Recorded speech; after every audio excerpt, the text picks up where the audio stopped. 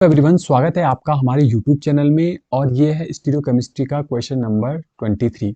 आपको HA and HB के बीच में रिलेशन बताना है। क्या ये डायो स्टीरियोटॉपिक है या फिर इनेंशियोटॉपिक है या फिर होमोटॉपिक है।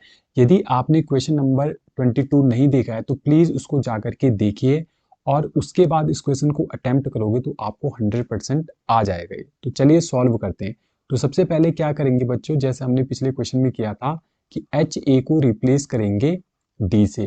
ठीक है, तो HA को अगर हम रिप्लेस करेंगे D से तो कंपाउंड इस प्रकार से बन जाएगा। यहाँ पे आ जाएगा क्लोरीन, यहाँ पे आ जाएगा हमारा HB और यहाँ पे आ जाएगा ड्यूटेरियम। राइट, सेकेंड में हम क्या करेंगे बच्चों, HA को तो कर दिया, अब HB को रिप्लेस करेंगे D से, तो बाकी जो कंपाउंड जैसा है वैसे ही का वैसे ही हमें रखना है। तो यहाँ पे आ जाएगा बच्चों HA, इस बार हम HB को रिप्लेस कर रहे हैं तो HBT। अब ये जो दो प्रोडक्ट बने after replacement A and B, इनमें रिलेशन आपको चेक करना है। अब यदि मैं पूछूं क्या A B का मिरर इमेज है, तो चलो मिरर इमेज यहाँ पे बनाते हैं।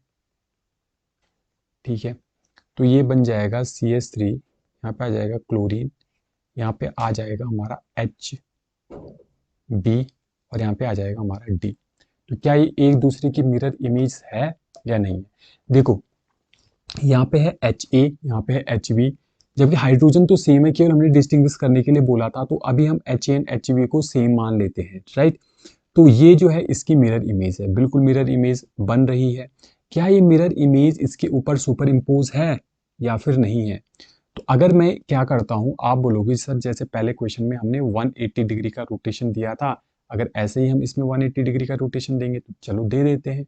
तो क्लोरीन ऊपर चला जाएगा, हमारा मिथाइल ग्रुप नीचे, और ये आपस में लेफ्ट का राइट हो जाएगा और राइट का लेफ्ट हो जाएगा। इस प्रकार से हमारा कंपाउंड बन जाएगा। तो ये जो 180 डिग्री रोटेशन करने के बाद मेरा कंपाउंड बना है, क्या ये कंपाउंड ए के ऊपर सुपर इम्पोज हो रहा है।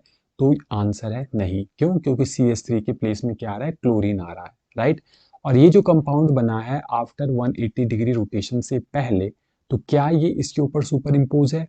तो ये वाला कंपाउंड भी हमारे कंपाउंड ए के ऊपर सुपर इम्पोज नहीं है। क्यों, क्योंकि CH3 के ऊपर CH3 आ रहा है, चलो ये तो सही है। क्लोरीन के ऊपर क्लोरीन आ रहा है, ये भी सही है। लेकिन अगर मैं HB किसकी जगह आ रहा है, D की जगह आ रहा है। ठीक है, तो ये आपस में क्या है बच्चों, ये आपस में क्या है, पहली चीज ये आपस में है मिरर इमेज। मिरर इमेज जो बनी वो non super imposable mirror image बनी। और जो भी non super imposable mirror image अगर हमारी बनती है तो वो कहलाते हैं हमारे इनेंशियोमर। क्या कहलाते हैं, इनेंशियोमर। यानी कि अगर हम बात करें HA एंड HB का, ठीक है, इनको D के साथ रिप्लेस करने पर आफ्टर रिप्लेसमेंट जो हमारे A plus B, A and B product बन रहे हैं, वो यदि इनेंशियोमर हैं, वो यदि इनेंशियोमर हैं, तो ये जो प्रोटॉन है HA एंड HB वो इनेंशियोटॉपिक प्रोटॉन कहलाते हैं। इसलिए जो यहाँ पे हमारा आंसर हो जाएगा वो हो जाएगा आंसर 2। ठीक है, और एक सिंपल सी ट्रिक मैं आपको बताता हूँ। वो ट्रिक क्या है बच्चों, देखो इसको मुझे पूरा इरेज करना पड़ेगा, आप इसको लिख लीजिए। तो ट्रिक ये है बच्चों, ट्रिक से पहले आपको जानना जरूरी है कि भाई एसिमेट्रिक सेंटर क्या होता है। एसिमेट्रिक सेंटर, ठीक है।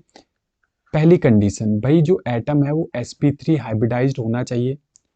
ठीक है, एटम जो है वो sp3 हाइब्रिडाइज होना चाहिए। दूसरी जो कंडीशन है वो क्या होनी चाहिए, all 4 group should be different.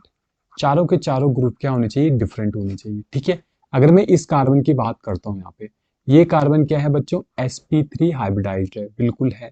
क्या ये एसिमेट्रिक सेंटर है, तो मैं कहूंगा ये एसिमेट्रिक सेंटर नहीं है। क्यों, क्योंकि यहाँ पे दो ग्रुप सेम है, H और H, दो हाइड्रोजन क्या है यहाँ पे सेम है। ये A एंड B केवल हमने अपनी सहूलियत के लिए लगाया है कि भाई हम इनमें रिलेशन बता रहे हैं, वैसे दोनों सेम है, हाइड्रोजन तो सेम ही रहेगा ना।